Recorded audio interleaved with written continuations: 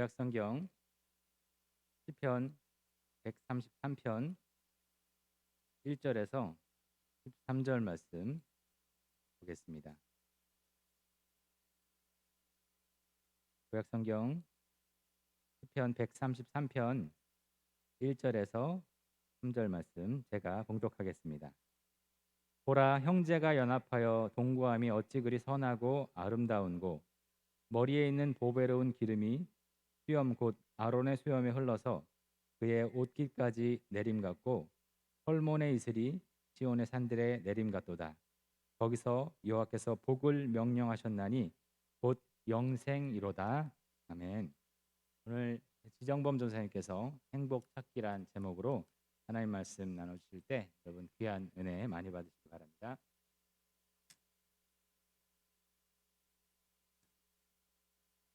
우리들 신앙의 바탕에는 무엇보다 먼저 천국을 향한 소망이 있습니다. 그 천국 소망을 바탕으로 뜻이 하늘에서 이룬 것 같이 이 땅에서도 이루어지이다 기도하면서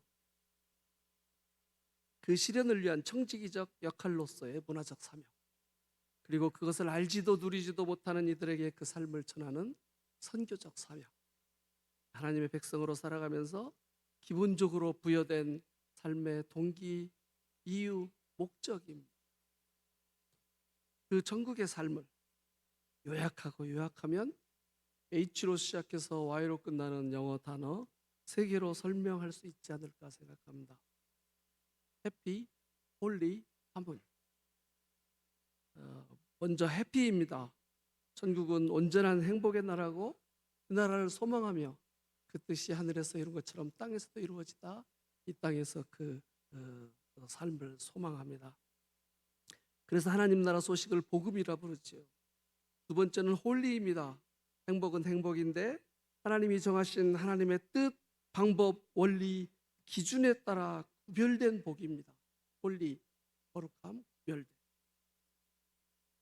세 번째는 하모니입니다. 연합, 어울림, 함께함의 조화입니다. 그래서 샬롬의 모습으로 채워지는 행복을 우리는 소망하고 기대하고 그 삶을 위해서 살아갑니다. 그 천국의 삶에 대한 확고하고 올바른 그림이 잘 정립되어 있어야 하나님 자녀로서의 삶을 하나님 자녀다운 모습으로 잘 유지하면서 제대로 잘 살아갈 수 있게 됩니다. 오늘 본문은 바로 그 행복의 본질, 과정을 잘 요약해서 선포하고 있습니다. 시온의 산들에서 하나님이 복을 명하셨는데 곧 영생이로다. 시온의 산들은 하나님의 백성이 살아가는 땅입니다. 그곳에서 복을 명하셨는데 영생의 복이다. 영원함, 그리고 생명의 복입니다. 하나님 뜻 안에서 하나님이 정하신 행복의 속성에는 영원함이 주는 특별함이 있고요, 생명이 주는 특별함이 있습니다. 영원함, 변하지 않습니다.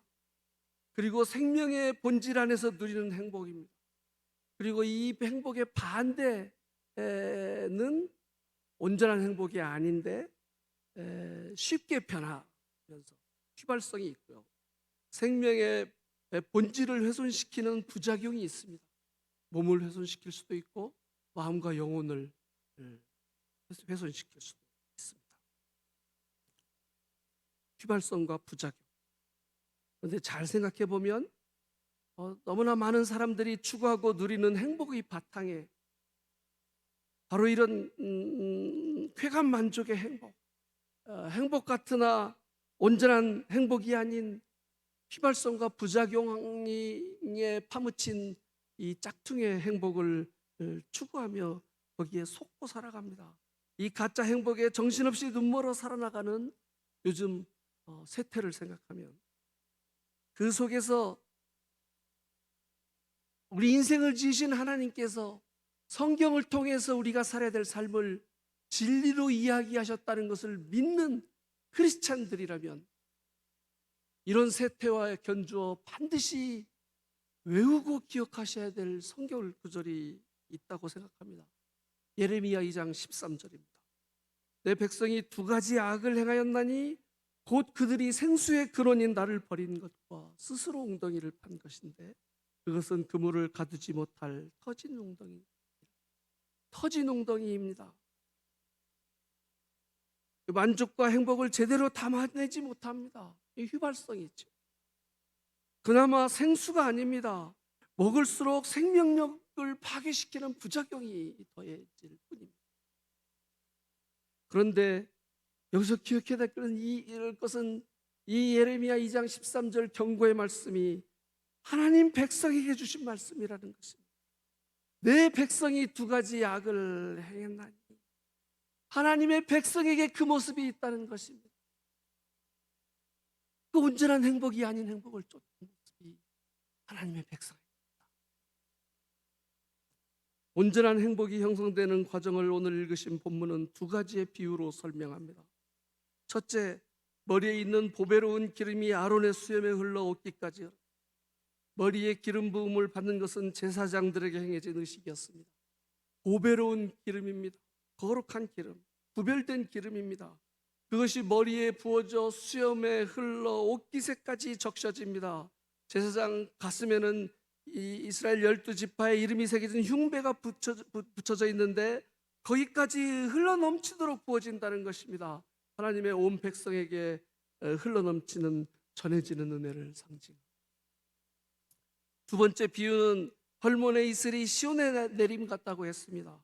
헐몬산은 팔레스틴의 북방의 성산입니다. 신에게 바쳐진 곳이라는 거룩한 이름을 뜻을 가진 이름입니다. 지중해 그 습기찬 바람이 이 헐몬산에 부딪히면 상승하게 되고 그 상승 기류 안에서 차가운 공기를 만나면 이슬이 맺히고 그게 안개비가 되어서 비가 내리는데 그 헐몬산에만 내리는 게 아니라 시온산 전체를 적셔지는 비가 된다는 거예요. 그래서 그 가나안 지역이 젖과 꿀이 흐르는 이 요단강을 형성하는 비의 원천이 되는 것입니다. 이 헐몬산에 의해서 그 기류가 만들어지지만 그렇게 형성된 안개비가 시온의 산들에 가득 뿌려진다는 것입니다. 그러니까 이 두 비유를 통해 선포되는 영원한 생명의 복, 하나님 안에서의 복이 갖는 특징은 첫째, 구별해서 정해진 하나님 은혜의 손길, 그 보배로운 기름, 거룩한 산, 헐몬, 거기서 시작된다. 홀리. 둘째, 그 은혜 안에서 연합, 하모니, 함께함의 축복을 누리는데 그 함께함의 복이 흘러넘치는 영향력, 나눔의 근원이 된다. 함께, 그리고 나눔. 함께 나눔. 어디서 많이 들어본 이야기죠. 사실 오늘 이 설교 원래 다른 내용을 준비하다가 함께 나눔 교회 이름을 생각하면서 응원하는 마음으로 본문을 바꿔서 말씀드립니다. 이 여기서 중요한 것은요, 그 순서인 것 같아요. 홀리가 터전입니다. 잘 닦여진 땅입니다. 이 위에 하모니, 기둥과 벽을 세웁니다. 그리고 행복, 지붕이 세워져요. 이 순서가 중요한 것 같아요. 행복이 먼저 지붕이 눈에 보이고 잘 눈에 띄니까 그거 잘 만들어서 세우는데 땅이 변변찮고 기둥이 변변찮으면 그거 붙들고 지키는 게 쉽지도 않고요. 조금만 바람 불고 비 오고 흔들려도 그냥 무너져 버립니다. 모든 것을 잃어버리는 것.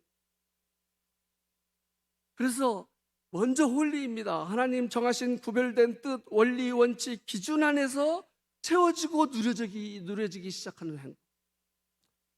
데살로니가전서 5장 16절에서 18절, 항상 기뻐하라, 쉬지 말고 기도하라, 범사에 감사하라.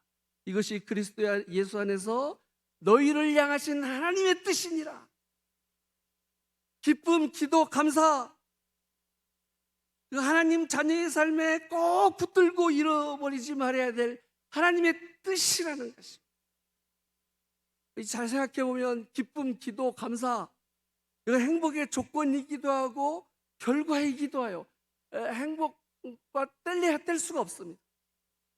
그런데 그것들을 항상 어떤 상황에서든지 붙들고 살아라.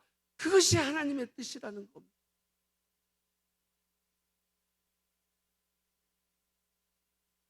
이 하나님의 뜻, 하나님의 뜻과 연결해서 반드시 함께 묵상해야 될 성경 구절이 있습니다. 로마서 12장 2절입니다. 너희는 이 세대를 본받지 말고 오직 마음을 새롭게 함으로 변화를 받아 하나님의 선하시고 기뻐하시고 온전하신 뜻이 무엇인지 분별하도록 하라. 하나님의 뜻을 분별할 때 전제 조건처럼 강조되는 말씀입니다. 이 세대를 본받지 말라. 마음을 새롭게 하라. 변화를 받으라. 이 세대의 시각과 감각으로는요, 아니 저 상황에서 웬 기쁨, 웬 기도, 웬 감사, 그 시각과 관점에 똑같이 휩쓸려서는 하나님의 뜻을 분별할 수도, 그것이 실현될 수도 없다는 너무나 중요한 말씀입니다. 문과 길이 있습니다. 보통 그렇게 되면 뭐가 먼저예요? 길이 먼저입니다. 길을 잘 찾아가면 제대로 된 문이 나와서 그걸 열고 들어가는 겁니다. 그런데 천국의 길은 길보다 먼저 문입니다. 좁은 문으로 들어가라, 이 말씀이 먼저입니다. 먼저 그 문을 열고 들어가, 그 전제 조건의 문을 열고 들어가 하나님의 뜻, 하나님의 구별된 원리 원칙의 세계 안으로 풍덩 뛰어드는 것입니다. 그렇게 살아가는, 이 세대가 추구하는 행복의 길과 그 과정도 다르고 모양도 다릅니다. 행복하기 위해서 사는 것이 아니라 행복한 존재로서의 삶을 그분을 열고 살기 시작하는 것입니다. 중요한 얘기인데 조금이라도 그 마음을 열고 들으시라고, 그리고 조금 더 기억 좀 하시라고 제가 잠시 시청각 설교를 좀. 우리의 마음과 삶이 있습니다. 하나님께서 이 안에 전해주시고 심어주시고 싶어 하시는 하나님의 뜻이 있습니다. 이게 우리 안에, 우리 마음 안에, 우리 삶 안에 전달이 돼야 되는 거죠.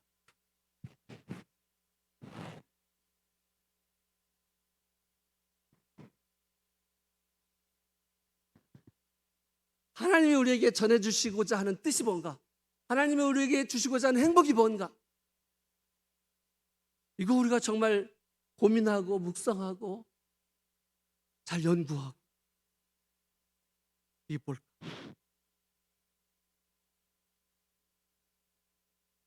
이 하나님의 뜻을 정말 열심히 공부하고 또 구절이 있으면 외우기도 합니다. 그게 시작입니다. 중요해요. 그런데 그것보다 정말 중요한 것은요, 이 하나님의 뜻과 방법, 우리의 마음과 삶의 안에 들어와서 우리의 삶에서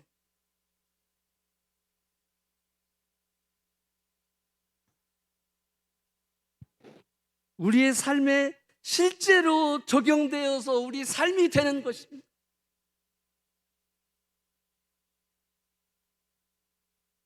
기쁨, 기도, 감사, 하나님의 뜻이야. 예, 하나님의 뜻이라고 외우고 있습니다. 그런 지식이 쌓이는 것입니다. 이 세대를 본받지 말고, 별로 그런 거 없습니다. 마음을 새롭게 함으로 별로 그런 거 없어요. 변화를 받아, 그런 거 없습니다. 그러면서 그냥 하나님 힘듭니다. 뭔지 모르겠습니다. 하나님의 뜻이 뭡니까? 그렇게 찾아지고 실현되는 하나님의 뜻은 없다는 것입니다.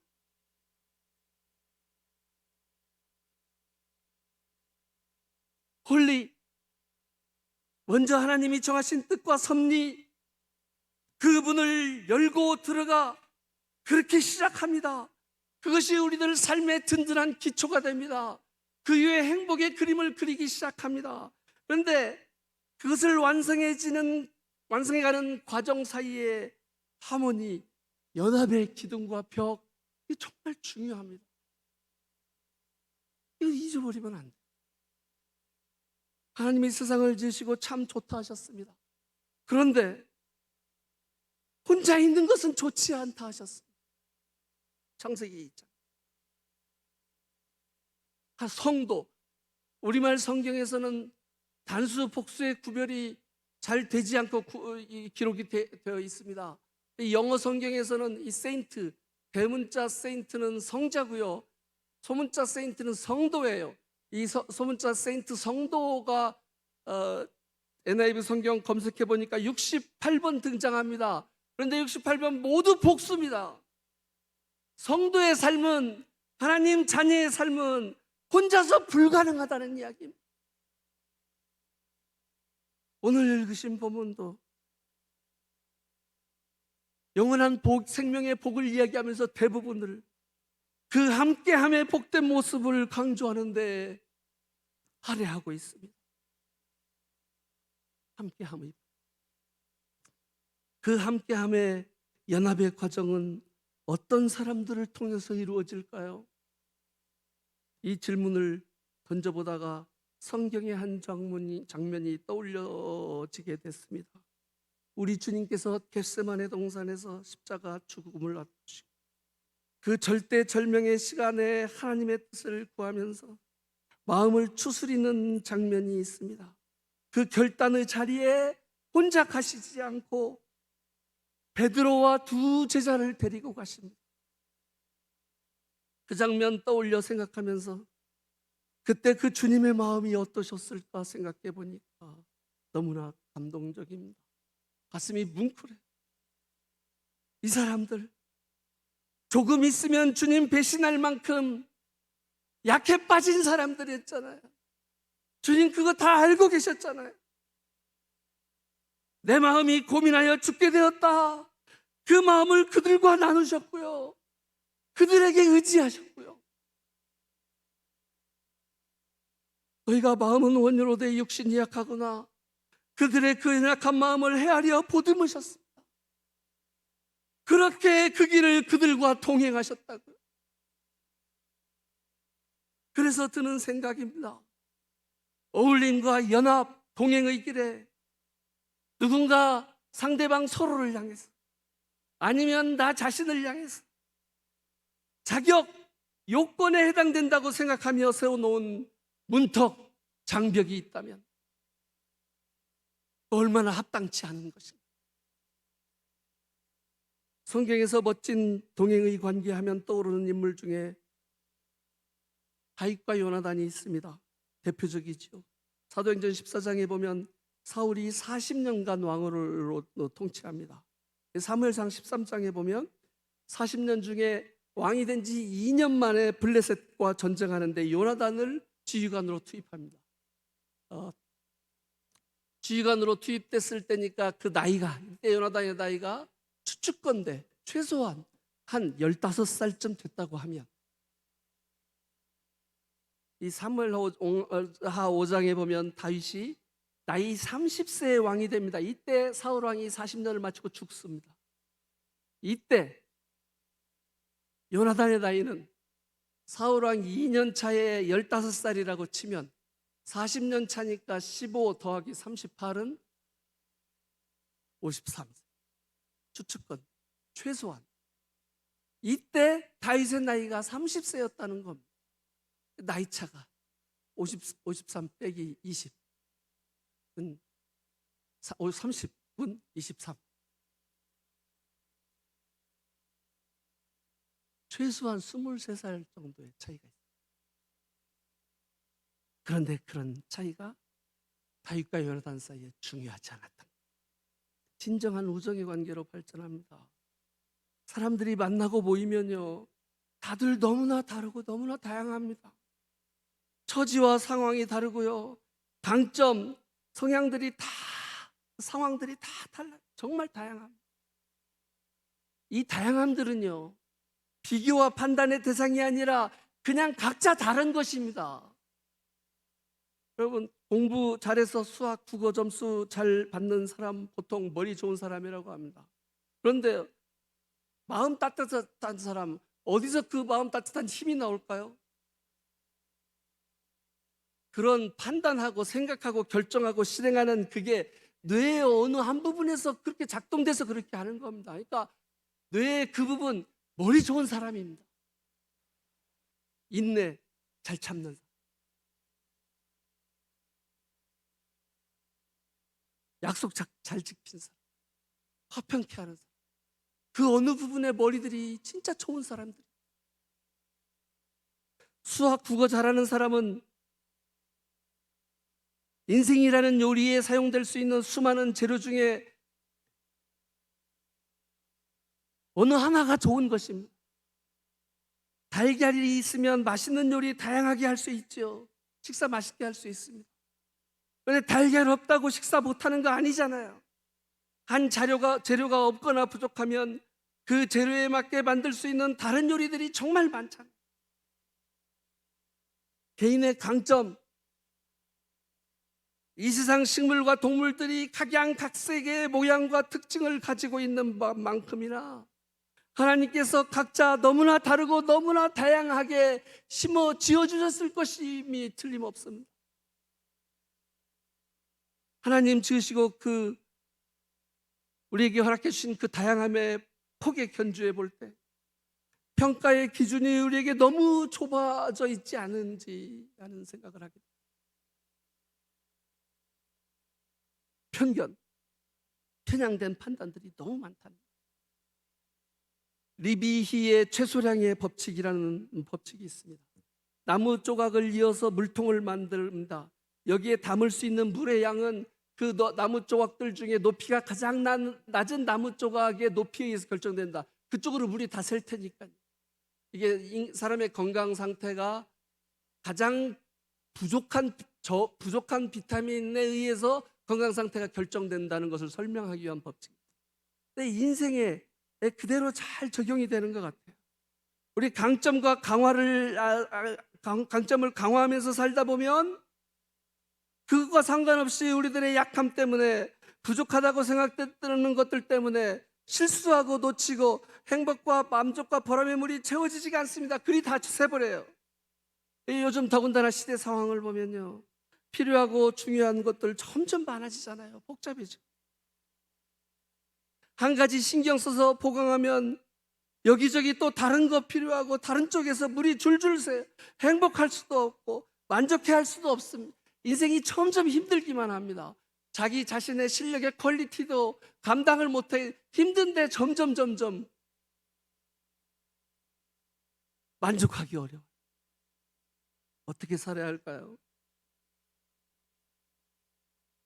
각자 다양한 강점을 가진 사람들이 그 강점을 잘 보강하고 개발하면서 그 다양한 서로 다른 강점을 가진 사람들이 함께 어깨동무 연합해야 된다는 것입니다. 그렇게 함께 자기가 잘하는 강점으로 나무통들을 함께 어깨동무 연합해서 물통을 만들어 물 가득 담아 서로 함께 나누는 삶. 근데 이게 그렇지 못하는 이유가 있습니다. 쉽지 않아요. 서로 믿지 못합니다. 신뢰하지 않아요. 불안하고 의심합니다.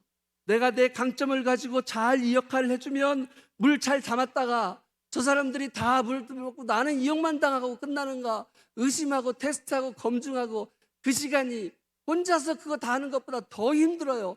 아, 너무 힘들다. 그냥 내가 혼자 하는 게 낫겠다. 인생의 못난 모습입니다. 이 부분에 대한 성경의 가르침은 너무나 단순하고 너무나 분명합니다. 서로 함께 이해하고 배려하면서 각자 서로의 강점과 매력이 극대화되도록 함께 연합하라.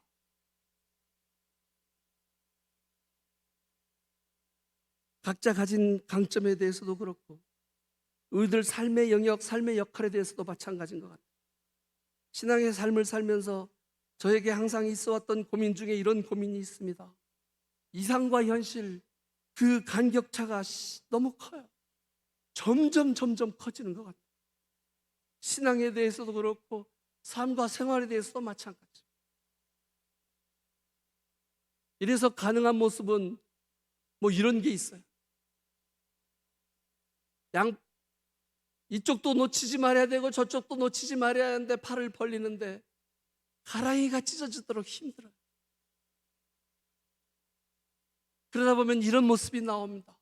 이게 또 이쪽이 중요하지 하고 왔다가 아니지 하고 저쪽 왔다가 몇 번 왔다 갔다 하다가 지쳐서 힘이 다 빠져버립니다. 탈진해서 그 어느 쪽 언저리에서 그냥 주저앉고 타협하고 체념해버리고 막.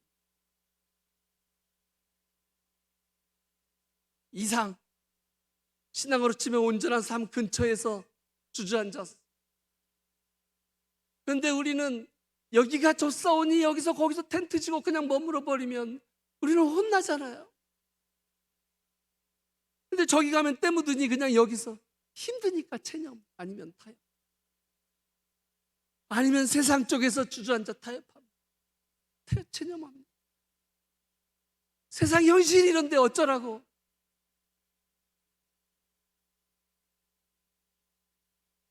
어떻게 해야 할까요? 가랑이가 찢어질 것 같아서 너무 힘들기만 합니다.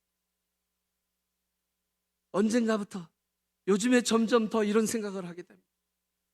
각자 삶에 주어진 자기 상황과 역할에 따라 자기에 맞게 포지셔닝 딱 잘 버티고 양팔강국으로 벌려 서로 함께 같은 마음으로 같은 방향성, 서로 이해하고 신뢰하고 격려하면서 함께 그쪽 괜찮죠? 이쪽 괜찮습니다. 힘내세요. 힘낼게요. 자, 괜찮죠? 함께 양팔강국으로 벌려 그 폭을 가지고 이 세상을 훑으면서 전진.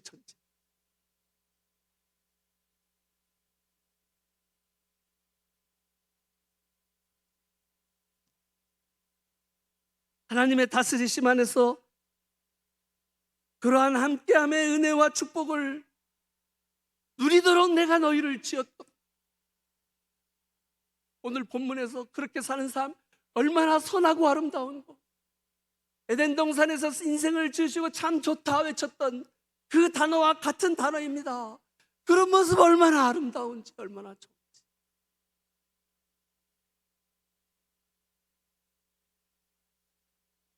나의 나된 모습, 나의 나된 역할에 대한 건강한 자존감, 확고한 정체성의 당당함으로부터 그 연합의 실력, 그 행복, 그리고 하나님의 인도하심의 역사가 우리들 성도의 삶에 채워지고 이루어진다. 성경은 말씀하십니다. 하나님 백성 향해 하나님께서 직접 붙여주셨던 이름이 있습니다. 이스라엘입니다. 그 뜻은 하나님이 다스리신다는, 그 이스라엘과 맺은 언약의 관계가 구약의 관계가 그리스도 복음 안에서 신약 우리에게 그대로 이어져 오게 됩니다. 그 언약의 관계 안에서 우리가 복음의 삶을 살죠.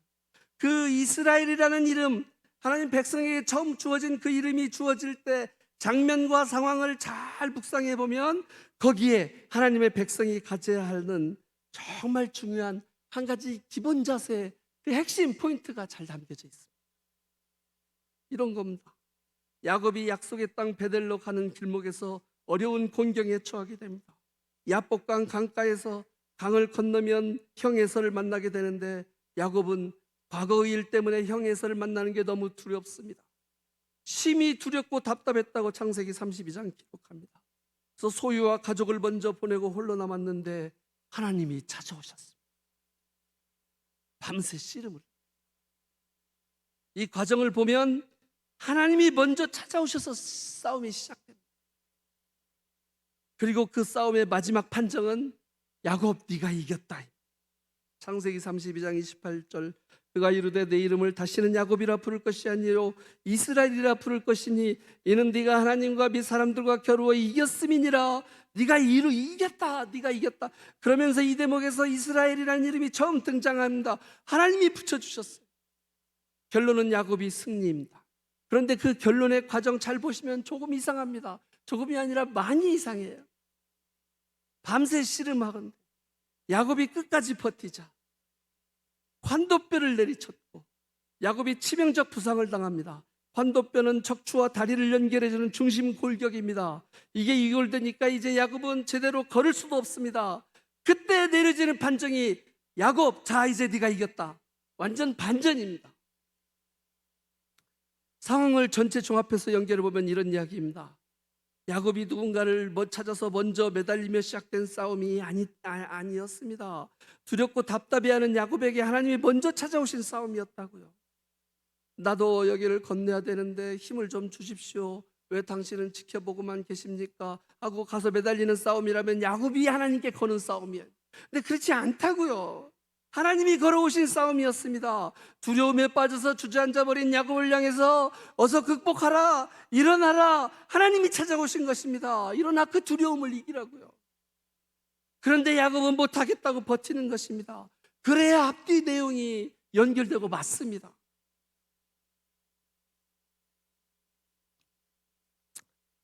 이 장면이 수천 년 전 야곱이라는 인물에게 있었던 이야기, 옛날 이야기로 읽으면 안 되는 거 아시죠? 우리들 인생에도 야곱의 인생이 있잖아요. 우리도 야복강을 앞두고 지새우는 밤들이 있잖아요.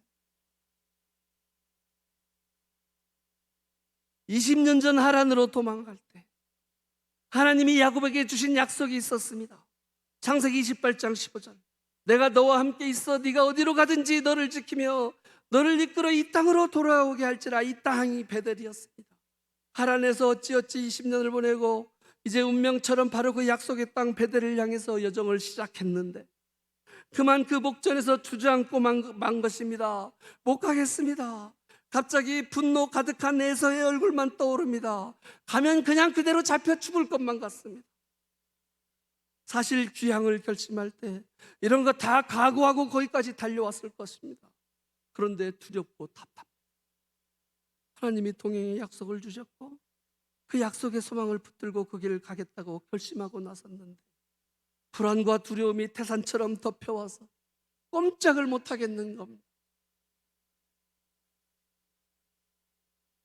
하나님 찾아오셔서 가라, 못 가겠습니다.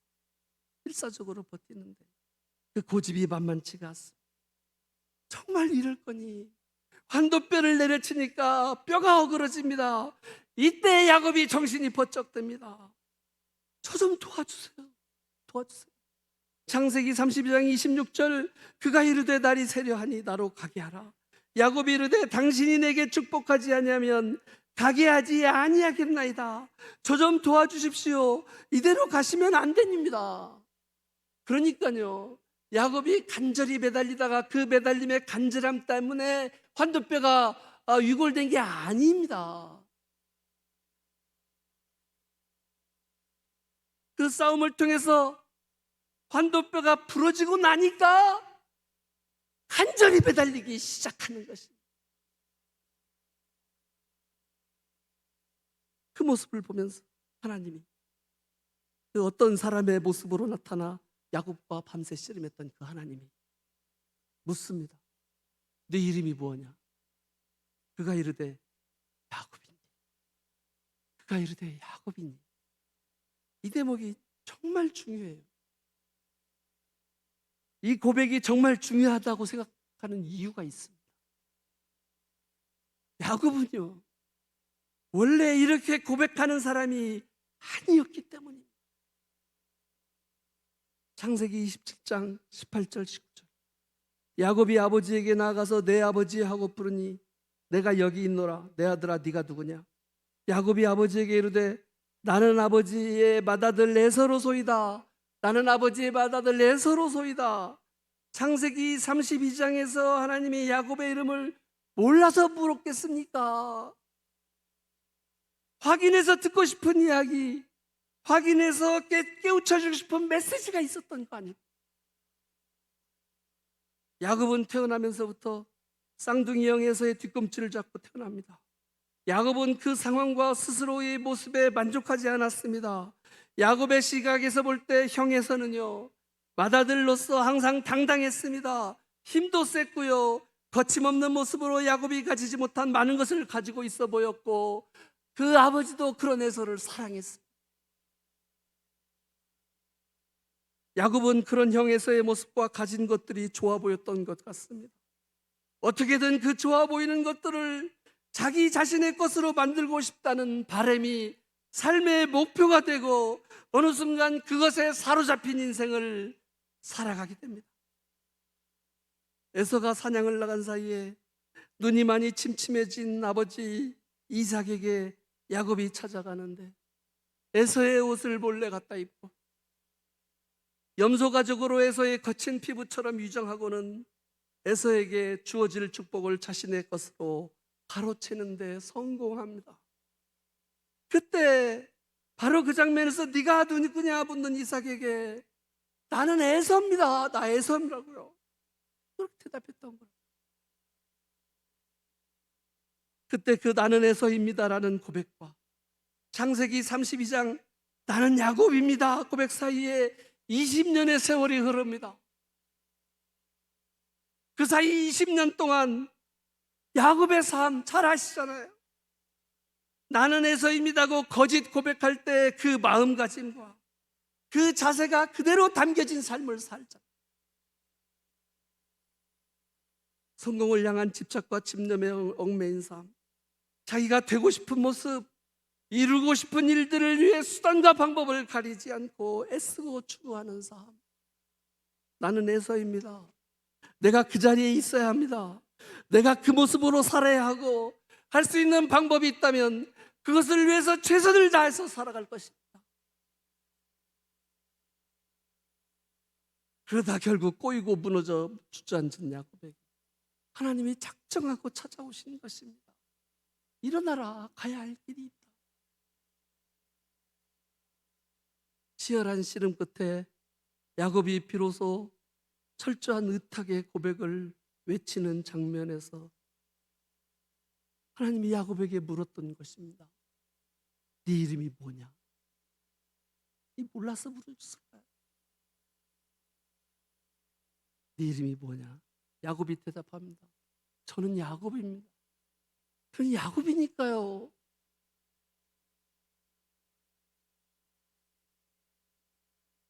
그러자 하나님이 말씀하십니다. 그래, 네가 이겼다. 이제 됐다. 이제 너의 이름은 야곱이 아니라 이제 이스라엘이라 부를 것이다. 타인의 시선으로 만들어진 아니면 타인과의 비교 속에서 형성된 자기 자신이 아니라 나에게 주신 나의 강점, 나의 매력, 나 자체의 모습으로 있는 그대로 고백하고 받아들이고 내어드리는 이 야곱의 온전한 자기 자신의 발견과 그 온전한 의탁의 고백, 하나님께서 들으시는 거예요. 원래 이 싸움은 하나님이 찾아와 시작된 싸움이었다고요. 야곱은 아니라고 버티며 발버둥 쳤던 것이고요. 그런데 이제 절대 의존 붙잡고 매달립니다. 관대뼈가 부러지고 나니까 아무것도 할 수 없음을 깨닫게 됩니다. 에서가 공격해 오면 이제 도망도 가지 못합니다. 무조건 살려주십시오 매달리는데 이제 됐다. 뭐가 됐다는 겁니까? 이제 너는 이름을 이스라엘이라 하라. 이스라엘, 하나님이 다스리신다. 이제 너에게 하나님의 다스리심이 임할 수 있겠구나. 나의 모습, 나의 상황이 있는 그대로 하나님의 손길 앞에 나아가 드리는 절대 의존, 절대 의탁의 고백. 하나님 백성의 삶은요, 하나님 자녀의 삶에 주어지는 행복의 모습은요, 그 고백에서 시작합니다. 심령이 가난한 자는 복이 있나니 천국이 저희 것이다.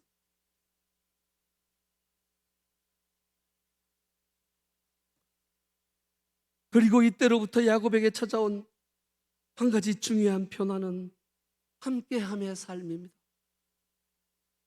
창세기 33장에 에서와의 만남과 화해의 이야기가 나옵니다. 경쟁과 대립에서 함께함의 삶을 살기 시작합니다. 34장에 잠깐 딸 디나에게 일어난 사건이 삽입되어 있고, 그리고 이어지는 35장에 약속의 땅 베델로 올라가는 내용이 기록되어 있는데, 이 대목에서 반복해서 등장하는 표현이 있습니다. 자기와 함께한 모든 자. 자기와 함께한 모든 자. 이전의 야곱의 스토리 전개에서 찾아볼 수 없는 표현입니다. 그 전에는 항상 나, 내가 그 숫자 점체 헤아리다가 포기했어요. 계속 반복해서 나옵니다. 사건의 진행도 완전히 개인 중심의 진행이고요. 하나님과의 만남도 하나님과의 개인적인 만남만 강조될 뿐입니다. 그런데 그랬던 야곱이 함께함, 연합의 삶, 그 의미를 찾기 시작합니다. 그때로부터 하나님의 백성 이스라엘 역사의 스토리가 써지기 시작합니다. 그 스토리의 시작은요, 스스로의 모습, 약하디 약했지만 불만족스러웠지만 그 스스로의 모습 있는 그대로 자기 자신을 자기 자신의 이름으로 자기 자신의 모습으로 하나님께 내어놓고 고백하고 의탁하고 매달리면서였습니다. 그 스토리가 이어지고 이어져서 지금 우리가 바로 그 하나님 백성의 삶을 살아가고 있는 거예요. 미세먼지 황사보다 짙어져가는 혼탁함으로 세상도 세태도 점점 뿌옇고 어지럽혀져 가고 있고요. 그 안에서 치열하게 살아가는 사람들 마음도 우리들 마음 점점 뿌옇고 어지러워져 갑니다. 그 혼탁함에 눈이 가려 정말 소중한 것들 하나님께서 우리에게 심어주시고 부여하시고 명령하신 온전한 행복의 모습들을 제대로 보지도 못하고 지키지도 못하면 그렇게 하루하루 한 달 한 달 살아가고 있는 건 아닌가. 우리 주님께서 베드로를 인정하셨고 품으셨고 함께 하셨던 것처럼 약하디 약한 우리 모습, 우리 스스로의 모습을 있는 그대로 믿고 인정하는 정체성, 건강한 정체성, 확고한 자존감 있는 그대로 하나님의 뜻 안에서 신앙의 삶, 그 존재 자체로 우리들 마음과 우리들 삶에 하나님 지으신 온전한 행복을 채우고 누리고 살아가는 삶, 행복 찾기. 그리고 그 서로의 모습들, 강점들, 힘들 서로 함께 보태고 나누면서 만들어가는 어울림의 조화, 연합의 길. 정을순 할머님이 쓴 숨바꼭질이라는 시가 있습니다. 이분이 80세에 글을 배우셨습니다. 이런 내용입니다. 5만 대 한글이 숨었다는 걸 80 넘어 알았다. 낫 호미 괭이 속에 기억 부침개 접시에 이응 달아놓은 꽃감에 히읗 제 아무리 숨어봐라 인자는 다 보인다. 평생교육진흥원 공모에서 최우수상을 받은 작품입니다. 시 너무 잘 쓰셨지요. 우리 안에 채워져야 할 하나님의 뜻, 하나님 안에서의 행복, 기쁨, 기도, 감사, 이것들로 인해서 행복이 시작되고 그것들로 인해서 행복이 끝나잖아요. 바로 그 행복의 행복 찾기 숨바꼭질, 행복의 숨바꼭질 어떠신가요? 제 아무리 숨어봐라 인자는 다 보인다. 우리에게 허락하신 한평생 우리들 믿음의 여정이요 하나님의 뜻 붙들고 분리 각자 너무나 다양한 모습, 상황, 여건 그리고 주어진 역할들 이 모두 하나님의 다스리심과 섭리의 손길 안에 내어놓고 의탁하며 함께 어깨동무 연합함으로 서로의 강점이 세워지며 단점을 서로 배려하고 함께 보태주면서 어깨동무 연합함으로 하모니 천국까지 가져갈 행복의 추억들 더 많이 만들고 더 많이 이루면서 천국 소망의 길 모두 함께 더 힘내셔서 달려가실 수 있기를 간절히 소망하고 기도합니다. 같이 찬양 부르시겠습니다. 원하고 바라고 기도합니다. 같이 찬양 부르시겠습니다.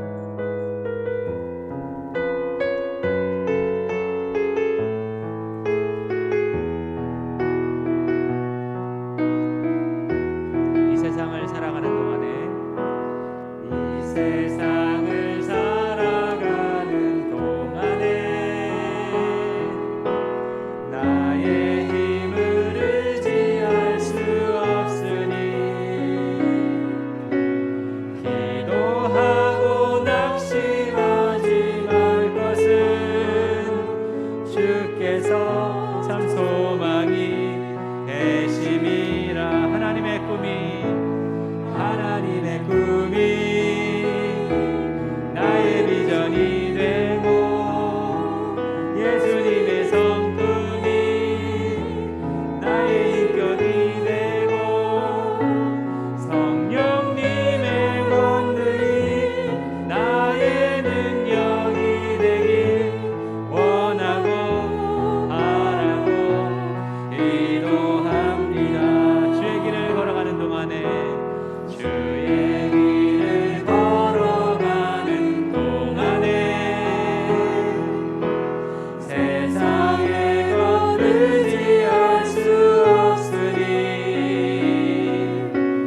감사하고 낙심하지 말 것은 주께서 참 기쁨이 되심이라. 하나님의 꿈이 나의 비전이 되고 예수님의 성품이 나의 인격이 되고 성령님의 권능이 나의 능력이 되길 원하고 바라고 기도합니다. 하나님의 꿈이 나의 비전이 되고 예수님의 성품이 나의 인격이 되고 성령님의 권능이 나의 능력이 되길 원하고 바라고 기도합니다. 우리 이 시간 함께 기도하시겠습니다. 하나님의 다스림 안에서 온전하게 우리의 복된 삶을 다시 찾아내고 그렇게 살아갈 수 있게 해달라고 우리 이 시간 먼저 함께 기도하시겠습니다. 하나님 아버지 감사합니다. 주님의 놀랍고 크신 은혜가 우리에게 숨쉬합니다. 무엇보다 하나님의 다스림 안에 있는 우리가 되길 소망합니다. 그 안에서 하나님이 우리에게 주시는 행복이 있습니다. 그 행복 세상의 것과 다릅니다. 아버지 하나님 온전히 그 하나님의 뜻을 알게 하여 주셔서 그 하나님의 뜻 안에 거하여 하나님의 행복을 찾고 추구하는 우리들 되게 하여 주시옵소서. 하나님 정말로 하나님의 우리에게 주신 그 행복만이 우리를 온전케 하기에 그런 만족한 일 되길 원합니다. 우리 이어서 연합의 선함과 아름다움, 우리 함께함의 이 아름다움이 구체적으로 우리의 삶에서 실천되고 또 넘쳐날 수 있게 해달라고 우리 이 시간 이 기도의 제목으로 함께 기도하시겠습니다. 하나님 아버지 감사합니다. 주님 주께서 주신 그 놀랍고 크신 은혜가 우리에게 넘쳐나기를 원합니다.